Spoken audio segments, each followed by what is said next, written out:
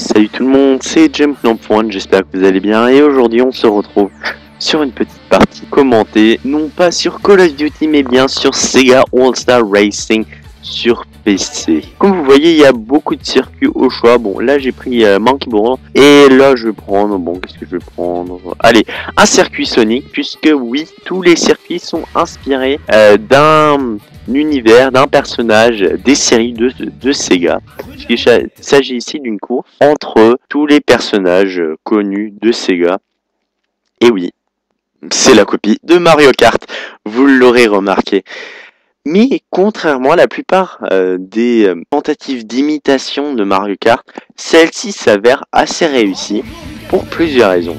Bon, déjà les circuits sont assez déjantés. Comme ici vous allez le voir, on va tourner le circuit. Par exemple, le circuit à la fin, il n'est pas en bas, mais il est en haut.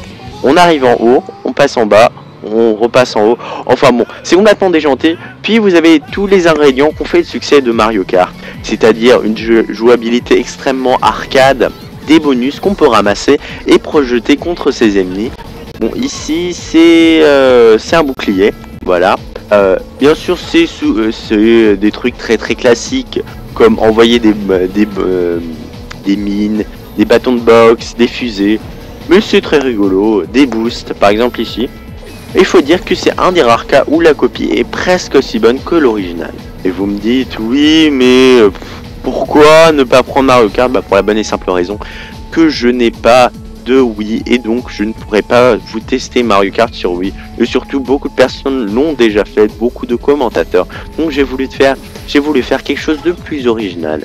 Au passage, je voulais vous dire que le concours, la fin du concours sera peut-être avancée un peu puisque peu de personnes participent encore au moment où je fais cette vidéo, participent au concours. Bien sûr, vous êtes plus de 500, presque 500 à avoir participé. Ça me fait énormément de plaisir de toucher les temps de gens. Ah oui, au passage, hein, la piste que vous voyez en haut, c'est la piste qu'on a rejoint à la fin. Bon, vous allez le voir. Comme vous voyez ici, les règles de la gravité sont plus les mêmes.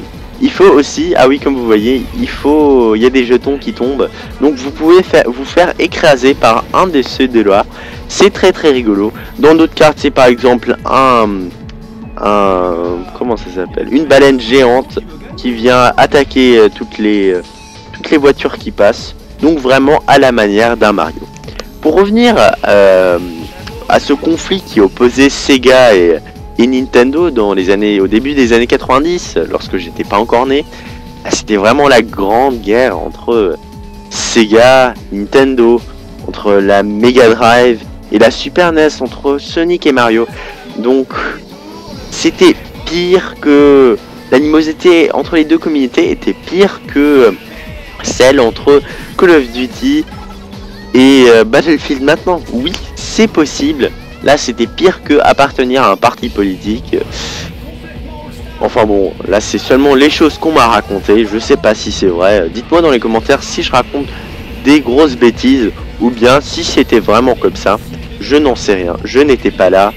D'ailleurs, la plupart d'entre vous n'étaient sans doute pas encore nés, puisque ça m'étonnerait qu'il y ait beaucoup de gens de plus de 20 ans, 25 ans qui regardent ma chaîne. Mais bon, ça me ferait énormément de plaisir.